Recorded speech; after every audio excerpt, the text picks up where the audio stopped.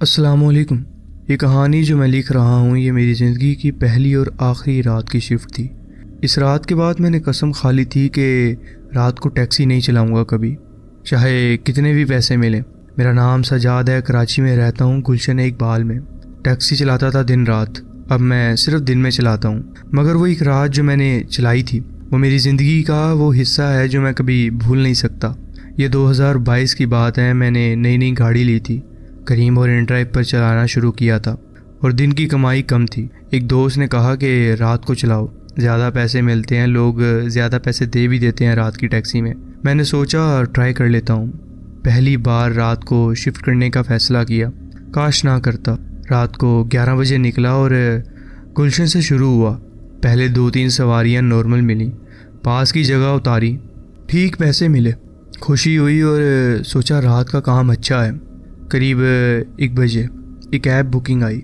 Pickup location एक जगह थी जो मैं जानता था, मगर ड्रॉप लोकेशन अजीब थी। एक कस्बा था शहर के बाहर, जहाँ से आगे एक पुराना कब्रिस्तान था। मेवशाह के करीब वाला इलाका, लेकिन थोड़ा और दूर एक छोटा कब्रिस्तान जो ज़्यादा मसरूफ़ नहीं था।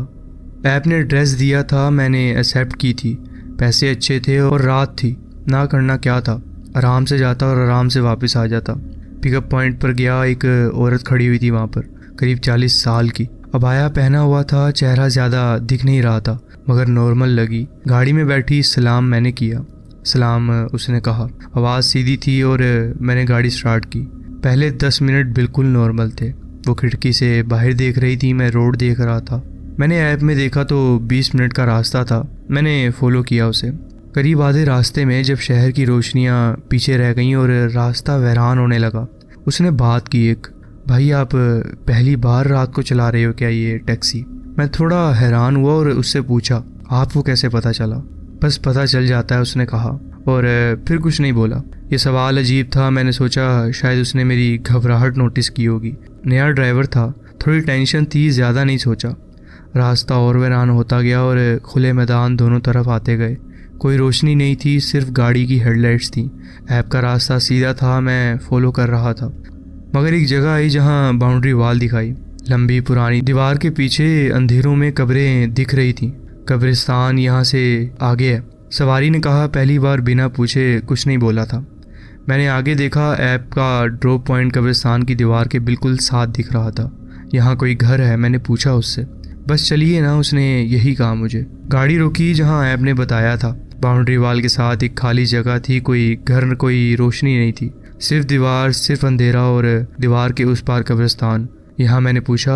आवाज़ में कंफ्यूजन थी मेरी। हाँ, उसने यही कहा। मैंने शुक्रिया कहा। उसने दरवाज़ा खोला और उतर गई। मैंने देखा उसे अंधेरे में चलती हुई दीवार की तरफ, और फिर एक दरवाज़ा दीवार में था, छोटा सा लोहे का। कब्रिस्तान की एंट्रेंस थी शायद। वो वहाँ गई और अंदर चली गई। मैं वहाँ बैठा रहा कुछ सेकंड्स, ये समझने की कोशिश की कि मैंने क्या देखा है। एक औरत रात के 1 बजे कब्रिस्तान में गई अकेली। ऐप क्लोज कर दिया और ट्रिप कंप्लीट हो गई। पेमेंट आ गई थी। मैं वहाँ से निकलना चाहता था। अंदर से एक चीज़ कह रही थी कि बस चलो यहाँ से, मगर क्यूरियोसिटी भी थी। ये शायद वो फीलिंग जो इंसान को रोक देती है जब कुछ ठीक नहीं होता या जब कुछ ठीक नहीं लगता। गाड़ी स्टार्ट की, वापस मुड़ने लगा और तब पीछे वाली सीट से एक आवाज़ आई, भाई अभी नहीं जाना। मैंने एकदम गर्दन घुमाई। पीछे वाली सीट खाली थी, वही सीट जहाँ वो बैठी हुई थी। खाली थी, बिल्कुल खाली, मगर आवाज़, उसकी आवाज़ अभी भी आई थी मुझे, बिल्कुल साफ, पीछे से बिल्कुल करीब। हाथ कांप गए थे स्टीयरिंग पर मेरे। गाड़ी थोड़ी सी झटकने लगी थी। कौन है? मैंने कहा। आवाज़ मुश्किल से निकली, कोई जवाब नहीं था। मैंने पीछे देखा दोबारा, अपनी गर्दन घुमा के, सीधा और खाली सीट। दरवाज़ा बंद था, उसने खोला था। मैंने बंद होते हुए सुना भी था कि वो गई है, और मैंने देखा भी था वो कब्रिस्तान के अंदर गई है। फिर ये कैसे हो सकता है कि उसकी आवाज़ आ रही हो मुझे? मैं वहाँ बैठा रहा, हाथ स्टीयरिंग पर। दिल इतनी तेज़ी से चल रहा था कि सीने में दर्द होने लगा। खाली सीट, खाली, मगर आवाज़ अभी भी कानों में थी, भाई अभी नहीं जाना। बिल्कुल साफ, बिल्कुल करीब, जैसे कोई बिल्कुल पीछे बैठा और सीधा बोला हो मुझे। मैंने एक काम किया जो शायद गलत था। इंजन स्टार्ट कर दिया, क्योंकि खुद नहीं जानता था, शायद जानना चाहता था कि अब क्या होगा। खामोशी, बाहर रात थी, कब्रिस्तान की दीवार थी, अंधेरा था, अंदर गाड़ी में भी खामोशी थी। फिर बाउंड्री वॉल की एक तरफ कब्रिस्तान के अंदर से एक रोशनी सी दिखी, हल्की, जैसे कोई लैंटर्न या मोबाइल की टॉर्च हो। धीरे धीरे चल रही थी कब्रों के बीच। वो औरत थी, वापस आ रही थी शायद। मैंने सोचा शायद कुछ भूल गई होगी, वापस लेने आ रही होगी कुछ। ये ख्याल आया और एक पल के लिए सुकून मिला। नॉर्मल एक्सप्लेनेशन थी, मगर जब वो दीवार के दरवाजे से बाहर आई गाड़ी की तरफ, कुछ ठीक नहीं था उसके चलने पर। बहुत धीमे चल रही थी, बहुत सीधी, जैसे कोई चीज़ उसे खींच रही हो या वो खुद खींची जा रही हो। गाड़ी के पास एक खिड़की के बिल्कुल बराबर खड़ी हो गई, मेरी तरफ वाली खिड़की, और झुकी। उसका चेहरा जो पहले दिख नहीं रहा था अपाई की वजह से, अब सीधा मेरे सामने था। वो चेहरा नॉर्मल नहीं था, आंखें वो बिल्कुल खाली थी। इंसानी आंखें होती हैं, उनमें रोशनी होती है, हरकत होती है। सिर्फ दो गहरे काले गड्ढे थे। वो चमक नहीं रही थी, कोई ज़िंदगी नहीं थी। और चेहरे का रंग वो जिंदा इंसान का रंग था ही नहीं, मैला पीला, जैसे काफ़ी वक्त से धूप नहीं देखी हो उसने। उसने मुस्कुराने की कोशिश की या जो भी हरकत की, होंठ थोड़े खुले, दांत दिखे, मगर वो मुस्कान नहीं थी, कुछ और थी। मुझे अंदर छोड़ो, उसने कहा। आवाज़ वही थी जो पीछे सीट से आई थी। मैंने गाड़ी स्टार्ट करने की कोशिश की, हाथ कांप रहे थे। मैंने चाबी घुमाई, दोबारा कोशिश की, मगर गाड़ी स्टार्ट नहीं हो रही थी। दूसरी या तीसरी बार में इंजन चला। गाड़ी ने तेज़ी से रिवर्स लिया, और इतनी तेज़ी से कि पीछे कुछ आवाज़ आई किसी चीज़ से टकराने की। मैंने नहीं देखा कि वो क्या था, सिर्फ गाड़ी मोड़ के सीधा भागा। मिरर में देखा एक बार, वो वहीं खड़ी हुई थी सड़क के बीच, बिल्कुल सीधी, हिलती नहीं थी, सिर्फ देख रही थी गाड़ी को जाते हुए। मैंने गाड़ी रोकी ही नहीं जब तक कि शहर की रोशनी ना दिखी मुझे। हाथ अभी भी कांप रहे थे, सांस तेज़ थी। अंदर से ऐसी फीलिंग थी जैसे ज़िंदगी में पहली बार मौत के इतने करीब से आया हूँ, या मौत को इतनी करीब से देखा है। घर पहुँचा रात के करीब 3 बजे। बीवी जाग रही थी, मेरा इंतज़ार कर रही थी। मेरा चेहरा देखा तो सीधा पूछा क्या हुआ।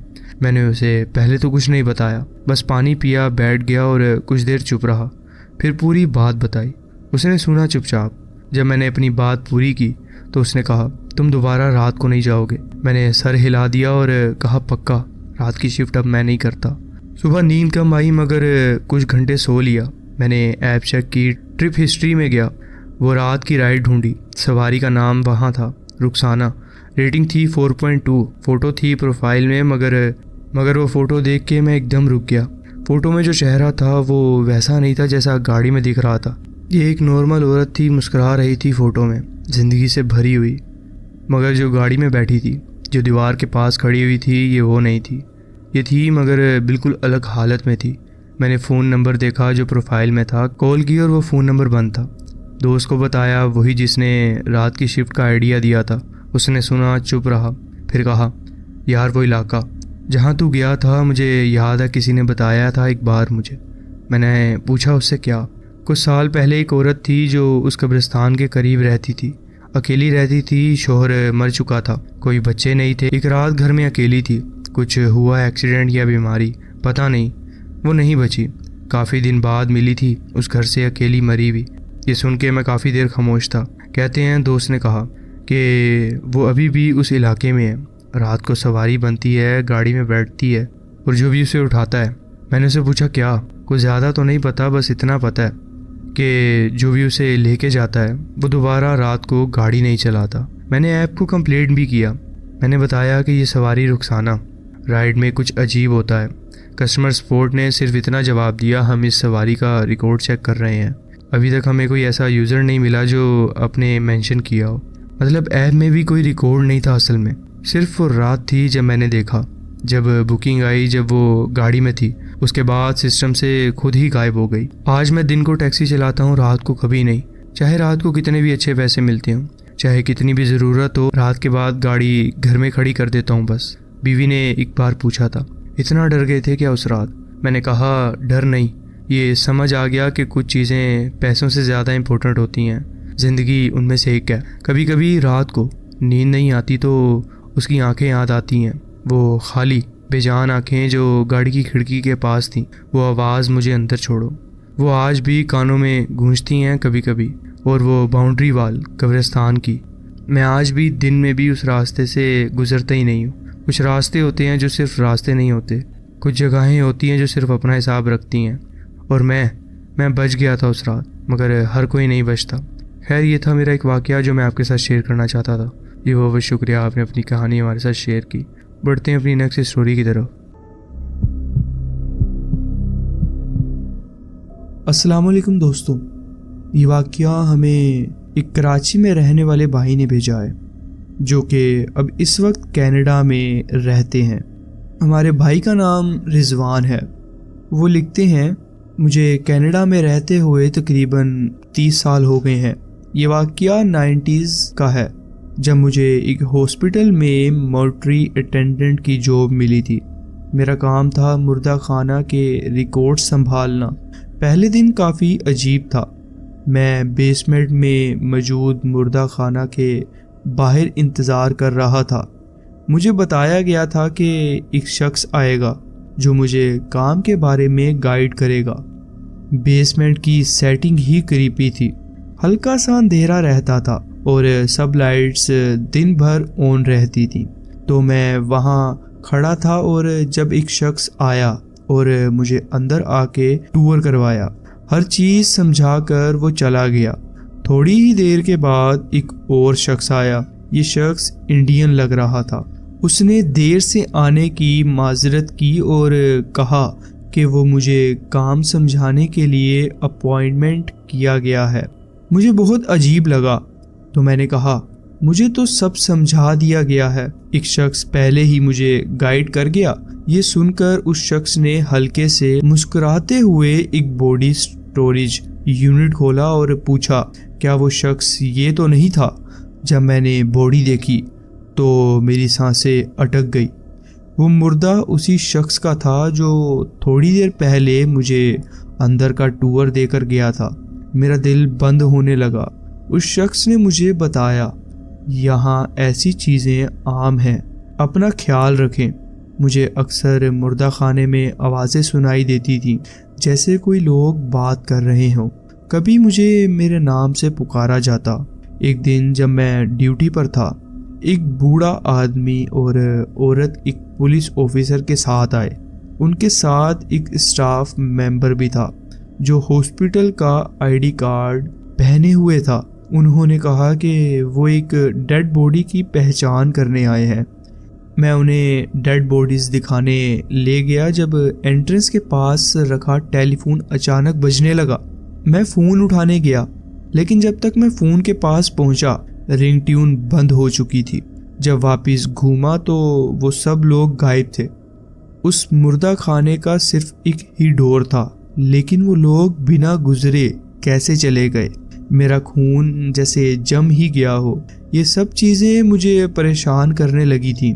फिर एक दिन एक सफाई वाला शख्स आया और कहा कि उसे अंदर सफाई करनी है। मैंने बोला, आप आराम से सफाई कर लो, मैं बाहर चला जाता हूँ।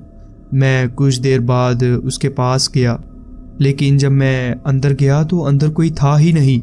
बाद में पता चला कि वो सफाई वाला कोई इंसान नहीं, बल्कि कोई गैर इंसानी मखलूक थी। इस सब के बाद मैंने वो जॉब छोड़ दी। मुझे वापस अपने होश संभालने में बहुत वक्त लगा।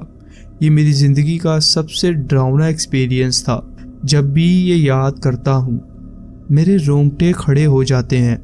शुक्रिया, आपने अपनी कहानी हमारे साथ शेयर की। बढ़ते हैं अपनी नेक्स्ट स्टोरी की तरफ। अस्सलाम वालेकुम, मेरा नाम शहरोज़ है। मैं 2023 में कुछ महीने के लिए एक छोटे रेंटल हाउस में शिफ्ट हुआ। ये एक छोटा सा कैबिन था जो एक डर्ट रोड के एंड पर था और मैं अपने वालिदैन से काम के सिलसिले में अलग हुआ था। इस कैबिन का असल ख़रीदार अपने कुछ पर्सनल मसाइल की वजह से शिफ्ट कर गया था कहीं और आसानी के लिए मैं उसे अपना लैंडलॉर्ड कह देता हूँ। ये कैबिन एक पूरा यूनिट था। मंथ टू मंथ रेंट पे करना था, जो मेरी टेम्परेरी सिचुएशन के लिए परफेक्ट था। कैबिन में एक छोटी सी किचन, एक ठीक ठाक साइज का लिविंग रूम और एक बेडरूम था जहाँ छोटी सी सीढ़ियाँ चढ़कर पहुँचा जाता था। बेडरूम का दरवाज़ा एक हैश टाइप क्वेरी डोर था जो मुझे हर रात बंद करना पड़ता था। मुझे खुला दरवाज़ा बिल्कुल पसंद नहीं। इससे मुझे लगता था कि कोई मुझे देख रहा है। मैं वहाँ 1 महीने से रह रहा था और दूसरे महीने का रेंट भी दे चुका था। मेरे साथ कुछ और कैबिन्स भी थे उस रोड पर, लेकिन उनमें से काफ़ी खाली थे क्योंकि मैंने कभी कोई कार या लाइट वहाँ नहीं देखी थी। बाकी नेबर से मेरी मुलाकात नहीं हुई थी। एक दिन मैं 12 घंटे की शिफ्ट के बाद घर आया, थका हारा। एक लेट नाइट डिनर बनाया, पीनट बटर सैंडविच और एक प्रोटीन शेक, और सीधा बेड पर चला गया। टीवी देखते हुए सो गया। हर रात की तरह मैंने हैच डोर को अंदर से बंद कर दिया था। मैं टीवी देख ही रहा था कि मुझे नीचे से किसी की आवाज़ सुनाई दी। कौन है ऊपर? मेरा दिल एक पल के लिए रुक सा गया। आवाज़ इतनी क्लियर थी जैसे कोई घर के अंदर से बोल रहा हो, लेकिन शायद बाहर से ही हो सकती थी। मैंने टीवी बंद किया और बेड के ऊपर लगे गोल विंडो से बाहर देखा, लेकिन अंधेरा था, कोई नहीं था। मैंने आवाज़ लगाई, कौन है वहाँ? खामोशी का सिलसिला इतना गहरा था कि मुझे और ज़्यादा डर लगने लगा। मैंने दरवाज़ा खोला और नीचे देखा। अपने वालिद का नाम लिया, लेकिन कोई जवाब नहीं मिला। मैं डर के मारे सीढ़ियाँ उतर गया और पहले लाइट स्विच ऑन की। लिविंग रूम में रोशनी हो गई, लेकिन वहाँ कोई नहीं था। फ्रंट लाइट जलाई, विंडो से बाहर देखा, लेकिन कोई नहीं था। मेरी कन्फ्यूजन बढ़ गई। मैं वापस सीढ़ियाँ चढ़ा और हैच डोर दोबारा बंद किया। अब मेरी नींद उड़ चुकी थी, तो मैंने टीवी दोबारा ऑन कर दिया। लेकिन सिर्फ 5 मिनट गुजरे थे कि बेडरूम का हैच डोर पर ज़ोर ज़ोर से नॉक होने लगा। ये नॉक इतना गुस्से वाला था कि अग्रेसिव लग रहा था, जैसे कोई मुझे डराने की कोशिश कर रहा हो। अब मुझे पूरा यकीन हो गया था कोई घर के अंदर है। मैं बिल्कुल हिल नहीं रहा था, बस चुपचाप सोया रहा, क्योंकि डर के मारे मेरी सांस भी रुक गई थी। हैच डोर का लॉक नहीं था, और ये सबसे ज़्यादा खौफनाक बात थी। कुछ 20 मिनट बाद जब थोड़ा हौसला हुआ, मैंने अपने फ़ोन के लिए मेज़ पर हाथ मारा, लेकिन फ़ोन वहाँ नहीं था। शायद मैं फ़ोन नीचे भूल गया था। मैं दरवाज़ा धीरे से खोला, नीचे झांका, लेकिन सिर्फ टीवी की चेंजिंग लाइट्स की रोशनी थी। मैं चुपके से नीचे गया और बिना किसी लाइट को ऑन किए बैक डोर से निकलकर सीधा सबसे करीब वाले नेबर के घर की तरफ भागा। वहाँ लाइट ऑन थी, तो मुझे मालूम था कि कोई वहाँ रहता होगा। मैंने ज़ोर ज़ोर से नॉक किया। विंडो के पास एक शख्स मुझे घूर रहा था। मैंने चिल्लाकर बताया कि मुझे फ़ोन चाहिए पुलिस को बुलाने के लिए, लेकिन उसने सिर्फ मुझे देखा बिना कुछ बोले। वो सिर्फ मुझे घूरता रहा। मैं पीछे हटा और मुझे लगा ये शख्स भी इस सब में शामिल हो सकता है। वापस अपने कैबिन आया। पीछे का दरवाज़ा बंद था, जैसे छोड़ के गया था। सारी लाइट्स ऑन की। अपना फ़ोन ढूंढने लगा, लेकिन फ़ोन कार के सेंटर कंसोल में मिला। जब बेडरूम पहुंचा तो एक आदमी मेरे बेड पर बैठा हुआ था, टीवी की तरफ देखते हुए। उसने धीरे से अपना सर घुमाया और मैं सीढ़ियां भागते हुए नीचे आया और सीधा कार में बैठकर पुलिस को फ़ोन किया। जब पुलिस आई तो उन्होंने चेक किया, लेकिन कोई नहीं मिला। लैंडलॉर्ड ने कुछ पैसे वापस दे दिए, लेकिन उसका बिहेवियर भी अजीब था, जैसे उसे सब कुछ पता हो। शायद ये सब कनेक्टेड था, या शायद सिर्फ मेरे जहन का धोखा। लेकिन जो भी था, वो रात में कभी नहीं भूलूंगा। जी बहुत बहुत शुक्रिया, आपने अपनी कहानी हमारे साथ शेयर की।